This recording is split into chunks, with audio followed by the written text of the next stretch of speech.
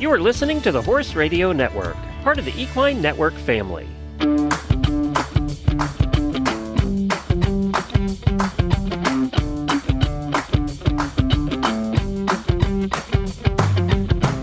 Welcome to this episode of the Business of Practice podcast, where we focus on the business and human sides of equine veterinary medicine. In this episode, we're going to talk with Dr. Marsha Heinke about how equine practices can safeguard their hard-earned money with internal controls. I'm your host, Dr. Amy Grice, business consultant and former equine practice owner. The Business of Practice podcast is brought to you in 2024 by CareCredit. Marsha Heinke is an enrolled agent, also known as EA, a certified public accountant, CPA, certified veterinary practice manager, CVPM, and she graduated from the Ohio State University College of Veterinary Medicine and was a full-time mixed animal practitioner for 14 years, with special interests in companion animals and horses. After gaining additional education and credentials, she then began a career serving her colleagues as a consultant and accountant, and worked for Owen McCafferty, CPA, for over a decade. In 2003, Dr. Heinke founded her own accounting firm, serving veterinarians, veterinary practice managers, practices, and industry, supporting the veterinary profession. The firm's services include business consulting, valuation, planning, taxation, accounting, bookkeeping systems, internal control reviews, on-site reviews, strategic planning, and group facilitation, with an emphasis on integrity, common sense, client service, and quality work product. In addition to veterinary conference speaking and VMG study group facilitation, Dr. Heinke also writes articles for various trade publications. She's the author of Practice Made Perfect, a complete guide to veterinary practice management, which I highly recommend. And there's a new edition that's coming out soon, or maybe is already out. Dr. Heinke, is it already out? Amy, it is, Dr. Grice, it is slated for release by AAHA Press sometime this fall, and I don't have a date at this point, but I know that they've been working at getting some copies into the hands of people that were helpful contributors and reviewers.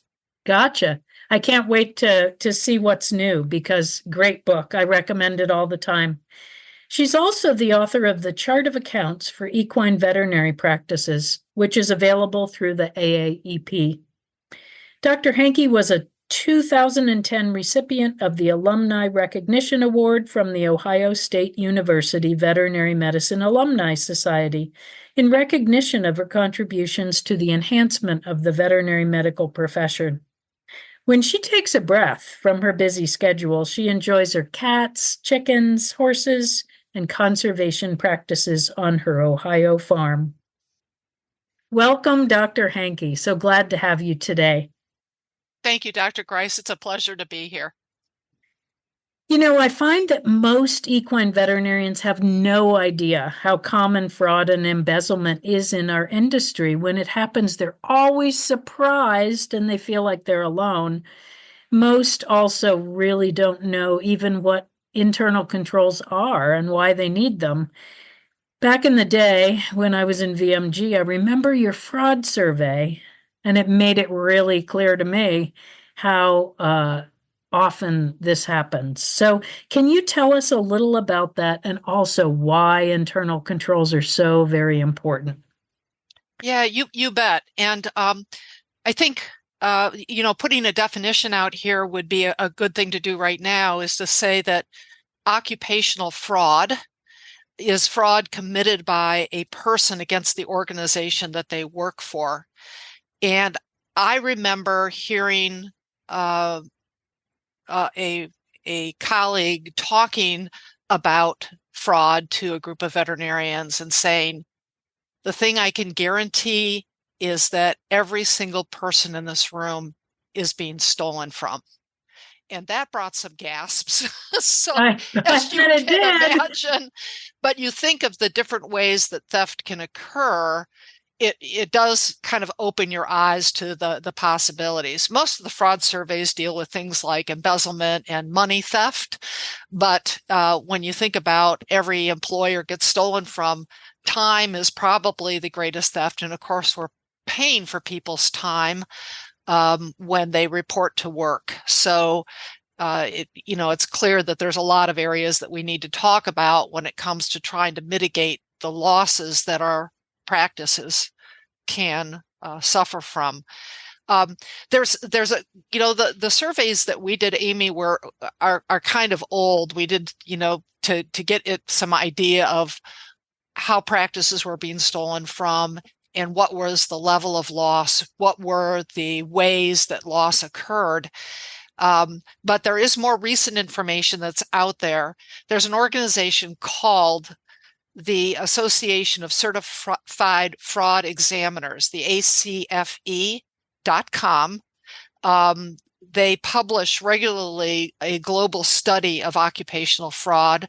The 13th edition is easily found on their website.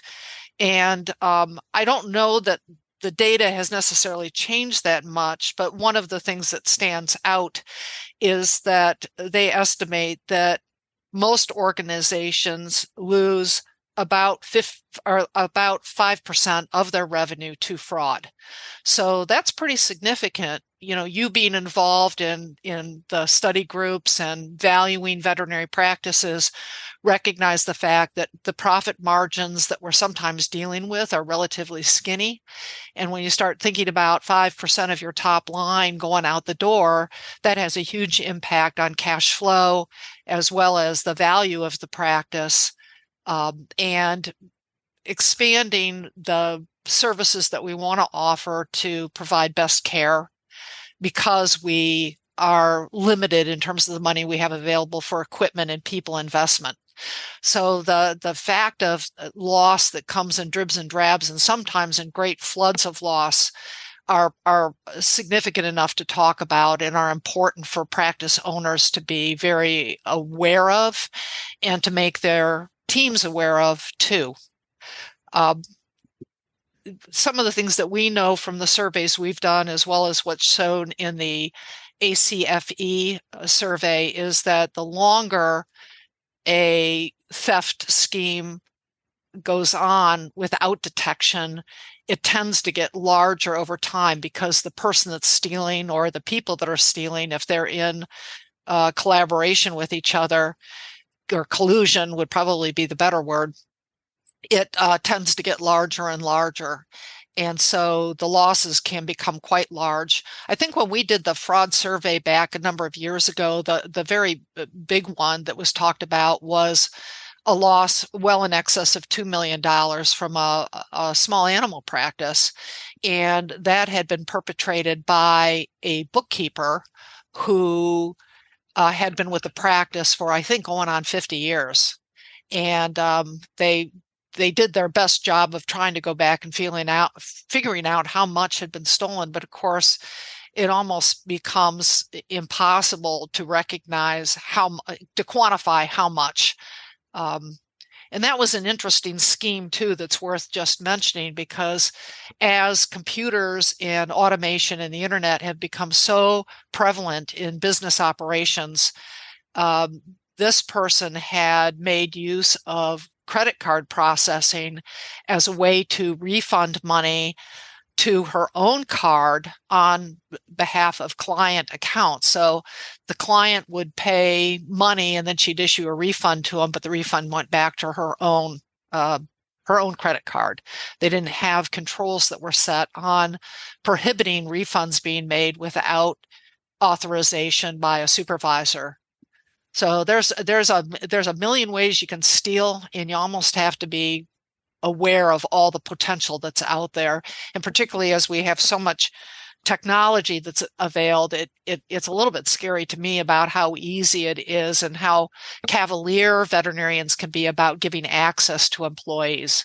Good example would be all of our internet banking that we do now.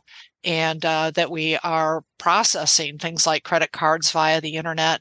I mean, how many of us as business owners who are very busy doing other things have the time to really look into seeing the validity of those transactions as they're occurring, and who has access to doing what? Do we have the controls that are set to prohibit things like transfers of money from one account to an external account from happening? So there's a lot of different things that we could talk about, but I think it's important to recognize that when you think about 5% of your revenue, your top line going potentially out to fraud or even more, that it is not something just to say, it's a cost of doing business. No, it can be more than that. It could be enough to bankrupt you, or at least make it more difficult for you to send your children to college. The Business of Practice podcast is brought to you by CareCredit. CareCredit keeps equine veterinarians at the heart of care by providing horse owners with simple, budget-friendly financing options. By helping to bridge the gap between costs and care, CareCredit supports healthy financial relationships between veterinarians and their clients. Clients have a flexible way to pay over time for all types of care, and practices get paid in 2 business days. It's a payment experience everyone can feel good about. It's kind of terrifying, actually, when you think about it. Because it's so complex, all of the things we do in running a practice. It's very complex. And most veterinarians, especially recently, are so darn busy. Yeah, that's the deal. So I think, the thing to recognize is that, we've thrown around some what I consider accounting terms here, but internal controls are risk management systems that are put in place in veterinary practices. It is an accounting term, and an internal control is basically a way of mitigating loss by a division of responsibilities. That's kind of like the primary focus of this. And what gets really difficult for small equine practices is that, we may have 1 or 2 trusted employees that we put a large number of duties into their bucket, and that is when we get into some problems. So when we think about division of responsibilities, one of the hallmarks of good internal controls is to divide the responsibility for record management and the custodialship of assets. So, for example, if I am giving one of my trusted people responsibility for making the bank deposits, I should not give that person also the responsibility for reconciling the bank account and recording those transactions into the books and records. So it's this idea of dividing responsibilities between record keeping, a person's responsibility and the record keeping, with the responsibility for custodialship of the asset. And, in accounting lingo, you talk about assets, but it's kind of an easy way to think about, where do you have to have internal controls? If you think about your balance sheet, what are all the assets that you have? Well, cash is one thing. And, Amy, we were talking before we started this podcast, it's just so funny is that I got an email from a client that was bemoaning the fact that suddenly a couple $100 had gone missing from a deposit this week. And lo and behold, the bookkeeper said that there had been another large sum of money missing a few weeks ago. So that just came to light, speak up. See something, say something, please, employees, right? But you can start going down through as, we talk about cash, that's very obvious. Those tend to be relatively small thefts that are picked up oftentimes pretty quickly, as a situation like this would illustrate. But then you can, as you go down, you think about, boy, there's a lot of other things. One of the next major assets there is accounts receivable. The money that we have sitting out there on the books for work that we've already done as veterinarians. And that accounts receivable, somebody's got to work on collecting that. Now, how is it collected? How does the money come in? Is it going through on credit cards? Is it coming through as checks? Are people coming into the office and dropping off cash? How is that occurring? So there are several areas there where we have to monitor how those assets are managed and how good our records are in terms of capturing that information. You think about, we thought computer systems were really going to help us with this. And what we recognized is that we got our records all computerized. We got our accounts receivable and what was owed to us all computerized so that we can spit out reports of 30, 60, 90 days past due, and never recognized the fact that, geez, if we have all of our controls open on the system, somebody can collect the money, go in and change the client's record to report that they've paid it off and just pocket that money. So it's another good example of making sure that we have controls set in our computer system that tier who can do what in that system. Somebody that's actually managing, processing the credit cards and taking receipt of cash and checks, we really don't want them to have the ability to go in and alleviate a client's account of a past debt through one of these back doors that basically writes off the account, so the amount never shows up in a deposit as per the records. After accounts receivable, we have inventory. Inventory is huge for veterinarians. We got inventory all over the place. Some of the stuff is quite pricey.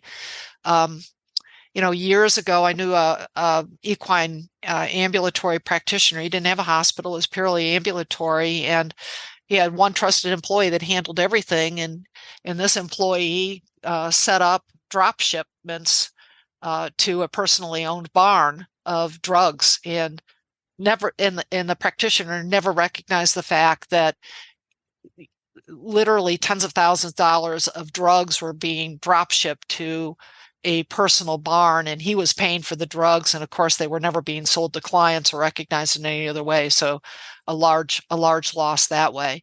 But certainly, we talk about time theft, but inventory theft, it's time and inventory both go through the invoice. So that if we have, and this is an area that all of us need to tighten up. If we do work at a barn and we let our tickets stay open for 30 or 60 days, we are probably missing charges for work that we did. And that's a form of theft. If I have veterinarians, it could be an owner veterinarian, it could be an associate, it could be an intern, it could be a technician, doesn't matter who it is, but you start dropping services that were done, that were paid for in terms of a paycheck, and maybe even missing valuable items that were dispensed in the care of those horses, that ends up being theft of both inventory and time, because tickets aren't tightened up and remitted by the end of the day. So I'd remind all of you that it's really important to kind of get into this habit of making sure that your tickets are closed out immediately. And that's a tough thing, because it's been tradition going back years and years and years in veterinary medicine to let those tickets stay open maybe till the end of the month, till a veterinarian can sit down and try to recollect from their day book what work they did. I can't even remember what happened this morning. And you think about how many phone calls you get, everything that's going on. It's seriously, yeah. Yeah, like when people write cryptic notes. Remember when we used to get those little books, like the day books from one of the drug companies, and you'd write your appointments in there and make some cryptic notes. And then I knew people that waited till the end of the month and went back to the cryptic notes and tried to write invoices. Try to remember what they did, right? Yeah. And then good luck collecting the money. Yeah. Right. That in itself, then you get into the problem of risk management, because your medical records are not up to snuff. And now as we have more and more rules about the veterinary client-patient relationship, those medical records are really important. Yeah. So for sure. Yeah. So, and then we've got, if we keep going down the balance sheet, thinking about assets, Amy, we've got equipment. Mm-hmm. There are protocols for identifying equipment through, now it's so easy because you can, take a picture with your cell phone of the equipment, the serial number that's on it.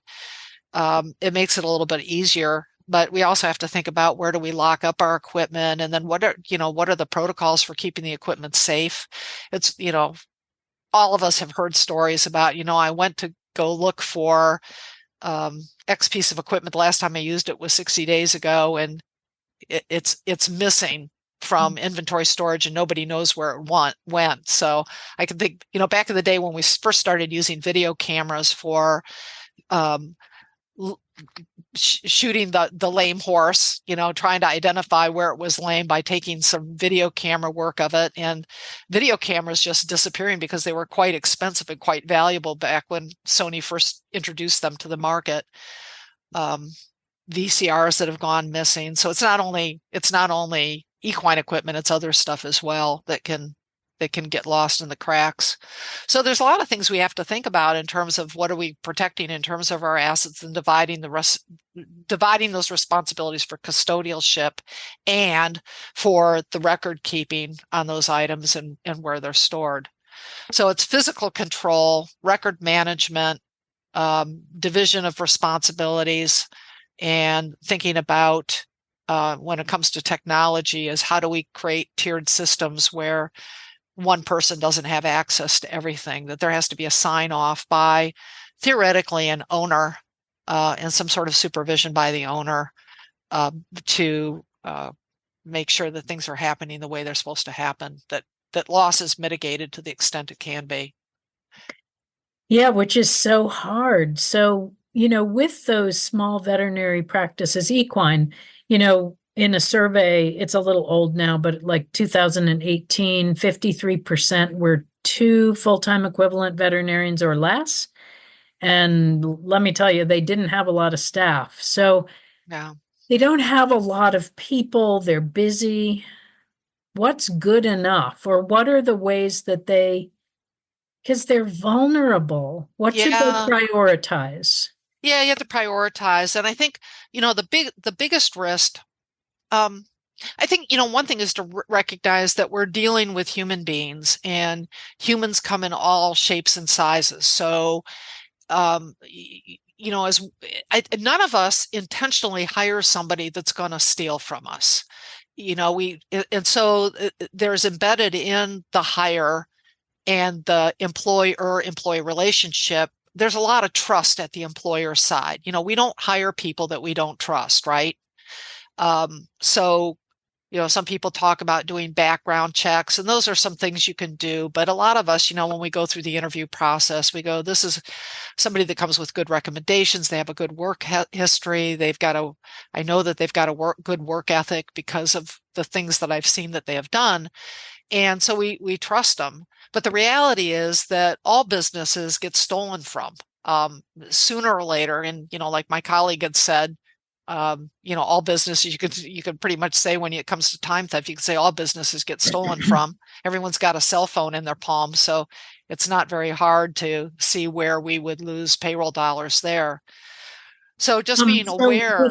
With what you just said about background checks and recommendations, it recalls for me recently a younger practice owner was hiring a new person to sort of be the person answering the phone to doctor practice. And they had, a couple of people in the truck and one person at the office answering. Anyway, so they hired this very personable person. And then one of the other truck assistants looked her up on Facebook because she wanted to be her friend and saw that this person had embezzled $20-something thousand from the local volunteer fire department. Now she's already been hired, so then they had to let her go during her probationary period. But how, Yeah. It's so important.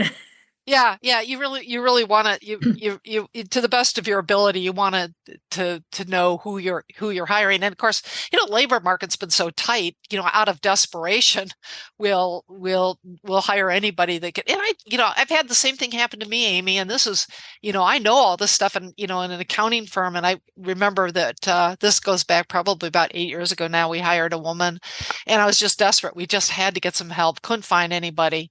And, before she even started her first day, I got a confidential call from a friend who said, "Hey, just want to let you know, we heard that you hired this person, and we're pretty sure she stole a significant amount of money from us." Now they couldn't actually, well, the first thing I did is call my attorney and go, okay, now what do Okay, I do? right. Exactly. And like, how do I get out of this? Yeah, So exactly. How do I lawfully. do this? Yeah, exactly. Yeah. So, all of the listeners here, remember, your best friend is your attorney. Pick up the phone and call that person before you do anything, because one of the things I do know is that you make accusations of somebody, the next thing you're going to do is find yourself in cross litigation being accused of all sorts of stuff as an employer, including uh, possibly concocted charges of things like sexual harassment. And it's Mhm. like you don't want to be put in a position of, you want to do things the right way. So in general, when you find yourself in a difficulty, call the attorney. If you're pretty sure there's been theft, like the client that emailed yesterday, is like, call the police department, file a report, get something on record. So there are certain Forensic things to do. accountant?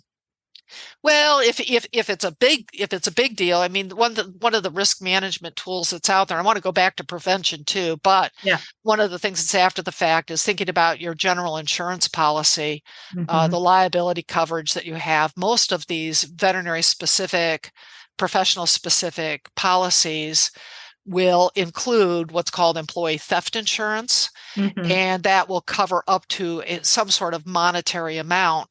And you have to assess that from time to time. So if you get into a problem where there's a great deal of money that's involved, you've paid a premium to the insurance company, and a lot of times they will indemnify you for going after the perpetrator.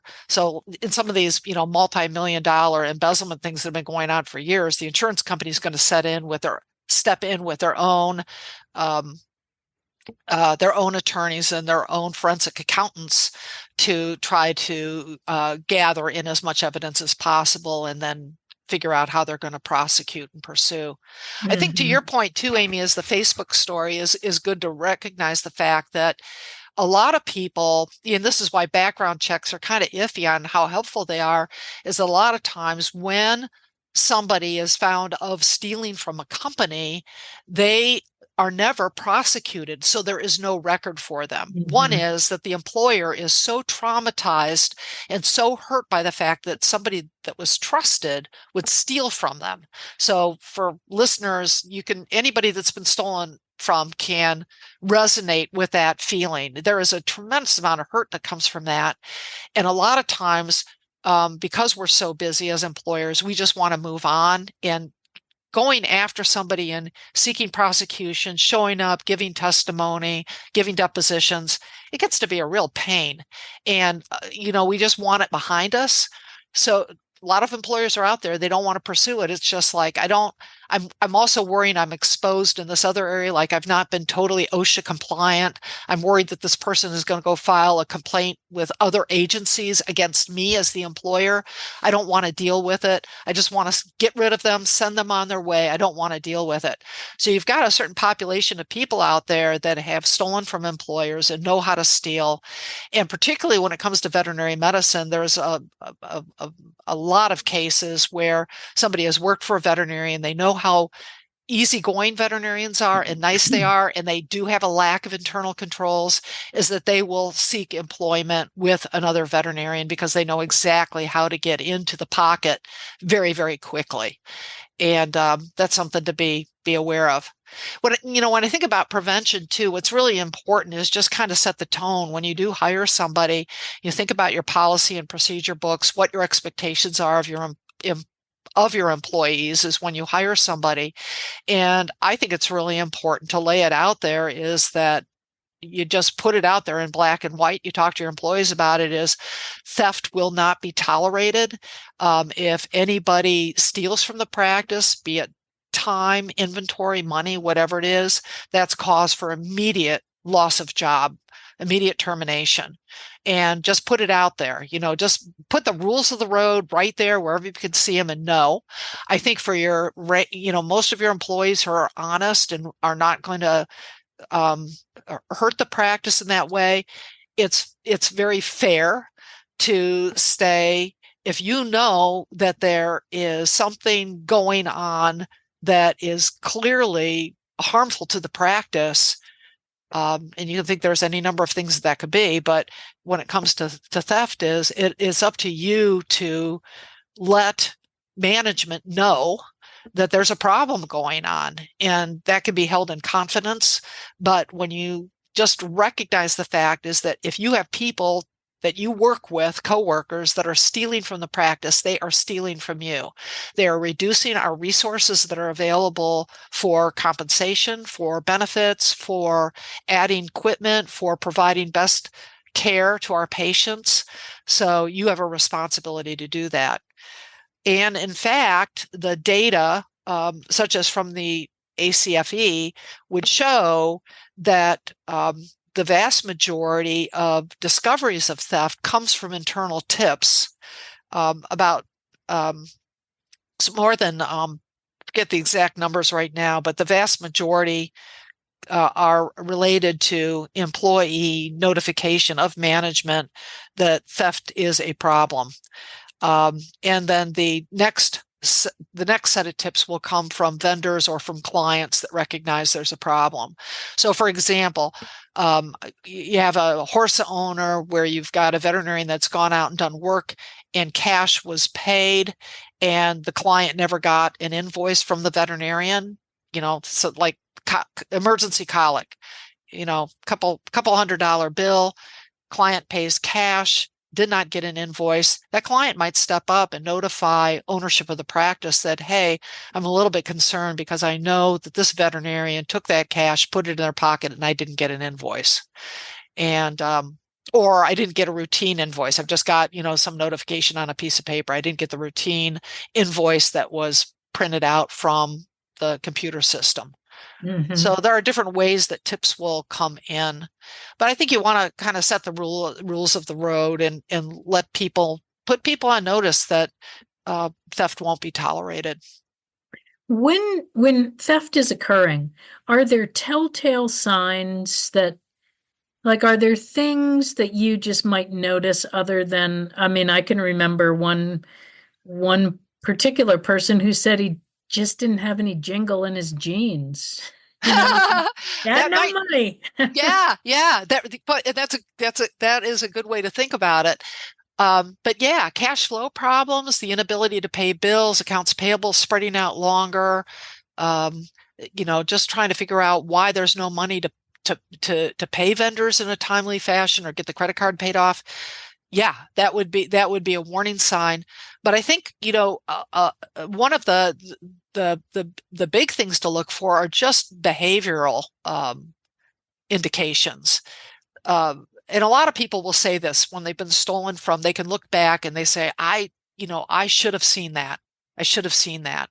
So, for example, suddenly the employee is wearing expensive jewelry, is investing in high-end fashion accessories, is driving a brand new car.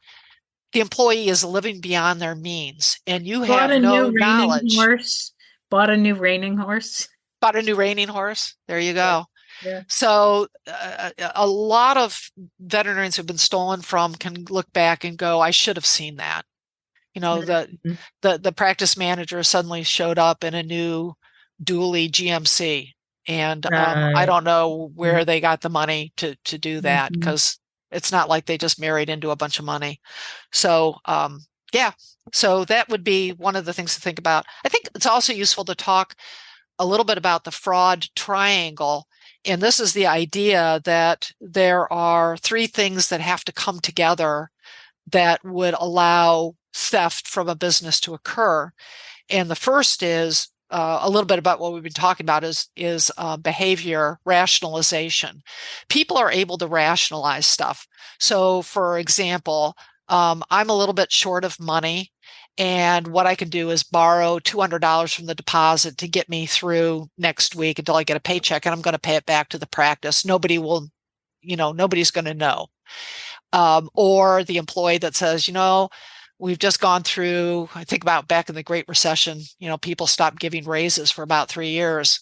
And you got employees that are going, geez, I have worked so hard for Doc. I have I've come in on emergency duty, I've helped with colic surgery, I've done all these things, and I still haven't gotten a raise. I deserve it. It's not fair. Doc is driving, a really nice vehicle. He sends his kids to a private school. She is just bought a reining horse for herself. So, people can rationalize things. So part of the fraud triangle is the ability of people to rationalize their behavior in one way or another to make it happen. The second part of the fraud triangle is pressure of some sort. So it could be that the person has a gambling addiction. They love to go play the ponies, or they have a child that is severely ill and their medical bills are just eating them alive. So there's this pressure that's financially leading to the person to make some bad decisions. Now, with that said, some people can be in the worst possible situations and their internal moral compass would never allow them to steal. They just wouldn't do it. But you do have other people that can rationalize quite easily and step over the boundary of what's proper.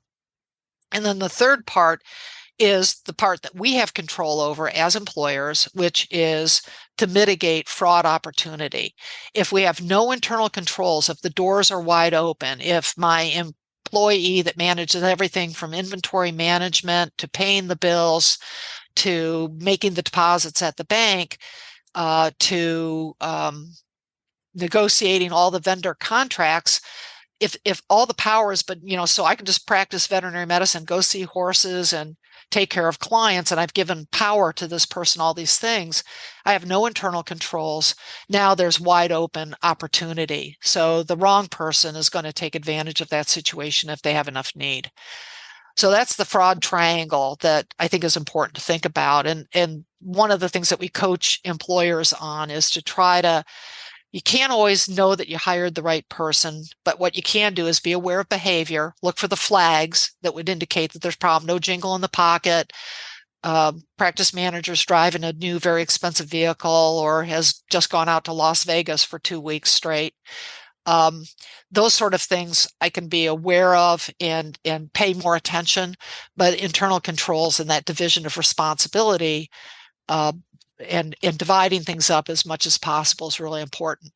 Now, in a small practice, where I've got like a single employer that's got a lot of responsibilities, I'm going to have to be part of the responsibility part. So what does that mean? Well, some of the basics are things like, okay, the checking accounts, business checking, savings, whatever accounts I have, I need to monitor those. I've always been flabbergasted when we get an accounting records, Amy, from some veterinary practices, we find out that they haven't reconciled their checking account in 6 months, a year. So they have no clue at all as to what the transactions that have gone through the checking account, what transfers of money have occurred. And they only start looking a lot of times when there is no jingle in the pocket, because now it's like, oh, well, let's take a look and find out what the problem is. And that's when the accountants get involved and start doing some forensics.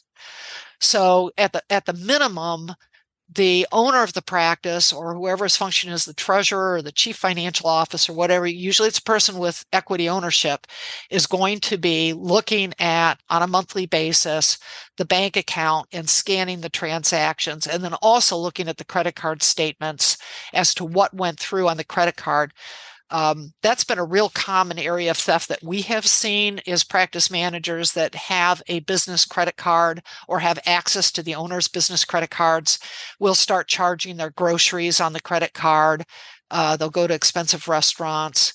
It's pretty amazing how much can go through. And the practice owner is so busy. They don't have to, they say they don't have time, but you have to make the time, is at least open up the credit card statement, run down through it with your eyeballs and look at it. So, for example, the protocol that I have is that number one is all the bank accounts are reconciled within 3 days of the end of the month, and those records need to come back to me to be able to look at and scan for deposits that haven't been made, checks that are still outstanding and stale, and just to kind of go down through that and look at everything. with the reconciliation that's coming out of QuickBooks. So I'm looking at the statement. I'm looking at the reconciliation from QuickBooks. I'm looking at what went through on the business credit cards and understand what through them. And this is where appearances account for any owner is when I don't understand what a transaction is, I don't research it myself. I shoot it back to the person that gave me the records and I go, what is this? I don't understand what this transaction is. 99% of the time, it's a bona fide authorized transaction, but it keeps people aware that I, as an owner, am looking at the records. And that's really important. Appearances count. So it may be that you don't have the time to really look at those things, but if they're on your desk, mark them up, sign off on them. I initial stuff all the time and shoot it back for filing, however that filing system is going to be done.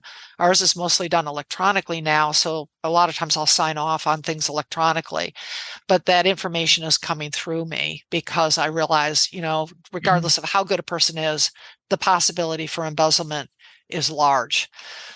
We used to say is that owners, and a lot of owners still do receive the bank statement at the practice, but if you are using U.S. mail to get your bank statements, make sure that they're delivered to your house. I think most people now are coming up to using electronic bank statements. Make sure that the bank statement comes to your email address, be looking for it, look at it, sign into the bank account, look through the transactions periodically, and ask questions. Those are some of the easy things to do that are internal controls in their own rights. If practice owners are really feel overwhelmed by these kind of responsibilities and just feel a little freaked out, is this something that they could outsource, say, to their accounting firm? Yeah, we do see, smaller practices because there's been so much employee turnover. Amy, I think this is the other thing that we've really recognized is a lot of times people, when they got bookkeepers, they'd have those bookkeepers for life. Yeah. Or they had a spouse that did the bookkeeping for them. Well, now we have 2-income families and we don't have a spouse that's going to do the bookkeeping for us anymore, or doesn't have the time to do it. So we're seeing more and more with the younger generations of practice owners is that they do outsource the bookkeeping and, you got to pay for the services and you've got to really let who's doing that work, understand what you're looking for, because it's easy for people just to push paper through and just record it in QuickBooks without really looking to understand what those transactions are. So I'd want to work with an accountant that has an understanding of this to outline exactly what is included in the bookkeeping services, because if we're looking for some modicum of internal controls within the bookkeeping function from an external bookkeeper, I want to make sure that I'm actually getting some benefit from that, because it's easy to hire bookkeeping services that are external and they really aren't looking at anything. The credit card comes through, they reconcile it for you, send it back. But if you don't look at it to judge what those transactions are, they're not going to catch it for you. And there's so much that you want a good bookkeeper to do. I thank you, Amy, too, for referencing Practice Made Perfect as the book, because in that, I spent a lot of times in the accounting chapter talking about what your expectations of a bookkeeper should be, whether they're internal or external to the practice, whether they're an employee or the work is contracted out. And I think that is a good reference point for anybody that's looking to shore up their internal controls, because a lot of what I talk about are internal control functions that are managed through the bookkeeper. It's so important because we do know that the biggest cases of embezzlement in veterinary practice usually went through either the practice manager or the bookkeeper. Sometimes that the same person handled both those functions, but they can really cause you some harm. And like I said, the longer it goes on, the worse it can get. Years ago, Veterinary Economics published an article, and this is probably going back about 20 years ago, but it's so fresh in my mind, was an oncologist in California, veterinary oncologist, talked about the embezzlement her practice manager that cost her millions of dollars. And she did pursue prosecution of this person. This person had a prior record of stealing, but had no record because she had not been prosecuted. Came to her practice and immediately knew how to steal from her. But this is how egregious it was. It was things like to steal money from the practice. She stopped putting money that was withheld from employee paychecks into the 401k plan. So the whole pension plan was blown up. And you know what the penalties are with ERISA and with the Department of Labor when you don't fund employee retirement accounts. It's huge. So or you don't pay the payroll taxes. Or exactly. Then you got a double whammy there. Exactly. The trust fund accounts and God,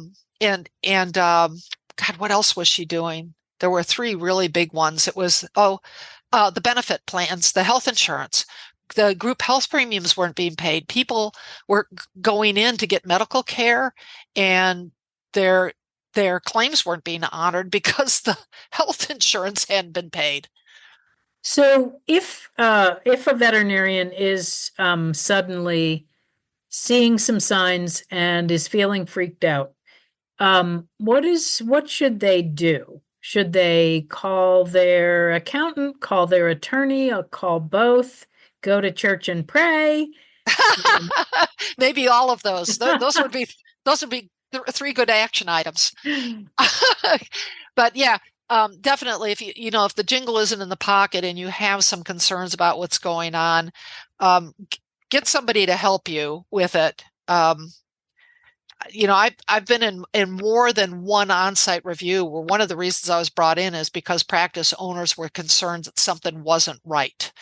And having somebody come in and do an on-site review of the practice isn't necessarily going to find the problem, but it may shake stuff up. One of the practices, this is how I could get one of the practices I went into. It was amazing. I went into the business office and it was these were like more warning flags. I could never get reports or records from the bookkeeper. And, as a practice owner, here I am a consultant, but practice owners, if you can't get the reports you want in a timely fashion, they should show up at your desk the minute you ask for them, or at least within 10 minutes or by the end of the day. It's so easy to run them. Yeah, exactly. Yeah. So when you ask for a report and it doesn't show up, I mean, that's a little bit of a flag. And I just could not get information from this practice in regard to things that they had bought, the, checking account reconciliations, information about the retirement fund, I walked into that practice. It was camp chaos. The business office was in disarray. There's papers all over the business office. The file cabinet drawers are all open. There's papers stacked up all over the place. When you see a mess like that, your practice manager, bookkeeper should be neat, tidy, things should be filed, they should be easily found. I walk in and the practice manager, was there for about an hour. She said she wasn't feeling well. She left. The next day before I came in, I was there for like 3 days. The next day before I came in, they said that she had come in and they had called an ambulance for her and they had hauled her away. I think she was so freaked out. She was having heart palpitations. Right. An anxiety attack, a panic attack. Yeah. So, and she did quit sometime after that, but, that really shook things up. Now, I wasn't able to prove anything. We've had practices that have hired forensic accountants to go through things. I would definitely, you said, what do you do? Call your accountant. Well, I think number one is you want to have an accountant that's competent in these matters because, it's just like horse care. You get what you pay for. So, I can get very comprehensive physical examination on a horse and really some good input on locomotive disorders and work up on that horse and everything else. Or I can just, just go, the inexpensive route, we'll say.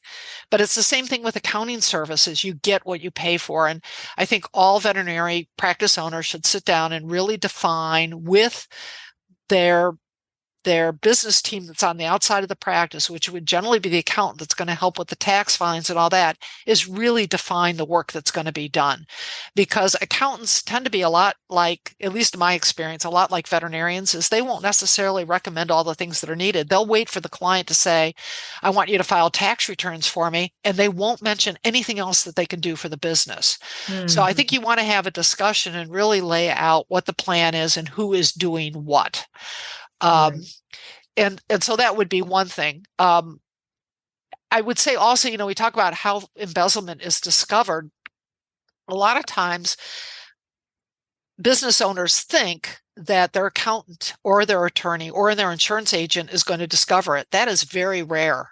So I would say, if you want to increase the probability that that external help is going to help you, get an accountant that's very familiar with veterinary accounting, what equine practices look like financially on a profit and loss statement and on a statement of assets, and are able to help you. This is something, Amy, you've done a lot within your study groups, is get a basic understanding of what the profitability of the practice is, what the expense ratios are, because when those expense ratios get out of whack, you start getting worried. And I think, a lot of times when we're doing business valuations and we're trying to knit together things like the QuickBooks reports with the veterinary practice information management software, whatever that is, you've got a whole variety of flavors of software, but you really want to know that, if I can take any year and look at what's coming out of my PIM system and see that this much in revenue was done, this much was collected, this amount is in accounts receivable at the beginning of the year and the end of the year, does that reconcile with the QuickBooks reports of the money that was deposited in the bank? And it is amazing. I was about to say, it is amazing what you find. The discrepancies. And I can tell you of meetings I've been to, and I've been looking at a 4-year analysis, and I'm going, doctor, aren't you concerned that there's a $30,000, $50,000, $100,000 discrepancy between what went through your PIM system and what went to the bank? Right. I'm not like going to hold you hostage on this, but I'm just saying something's not right. Or even if somebody has not really looked at their practice P&Ls and sort of has an idea of what their normal is, because I remember doing a valuation for a very small practice and the cost of professional services was over 40%. And so I said, we need to have a conversation about how you handle buying inventory, how you mark it up. And her answers were all like kind of normal. And I said, we probably have a problem here, and let's talk about further. Tiny little practice. She thought over the 4 years since she'd hired the person that was, her angel, that she came back and put all the cash and checks and money on her desk, and she takes care of everything for me. I couldn't do this without her. Yeah. About $250,000. And it only got discovered because she was wanting to sell the practice to someone. Yeah. And there's a more in-depth financial analysis that was done, and questions started getting asked, right? Yes. And so, the other thing that might be a good recommendation for those small practices is, if you're not doing it yourself, have somebody look at it year over year after year so that it's getting tracked, so that if something changes, somebody says, hey, why did this change? Cold clinical eye. And, that's the kind of work, Amy, you do and that I do, is like, take that financial information, lay it out on a spreadsheet, look for trends and ask questions. Right. Ask questions, what's going on here? This looks funky. I don't understand this. This is way outside the normal of what we'd expect to see. And there could be logical, reasonable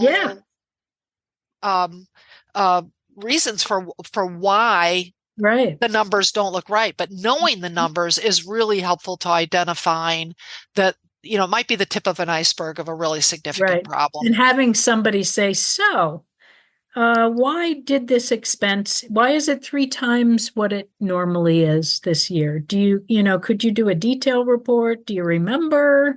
Just having somebody Yeah. ask you those questions. I think sometimes it's easier for people to have somebody doing that and asking those questions. So, yeah, this has been such an amazing, a bunch of incredibly important information. And I hope that the title internal controls, we'll probably have to call it something else. Yeah. Like keep all your money. Don't. But what a wonderful, wonderful group of advice, stories, everything. It's so wonderful. Thank you so much for joining us today, Dr. Heinke, and thank you all for listening to the Business of Practice podcast. And a big thanks, of course, to our sponsor, CareCredit. And to all my listeners out there, be brave, embrace change.